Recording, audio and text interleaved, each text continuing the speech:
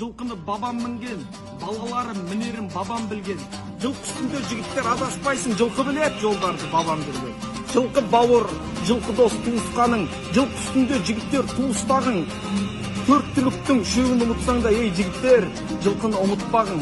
Жайдақ чапсаң жігіттер жылқы менен, екі шатың тердейді шылқып денең. Күніңді қаратпайды дәрігерге, дәрігердің атасы жылқы деген.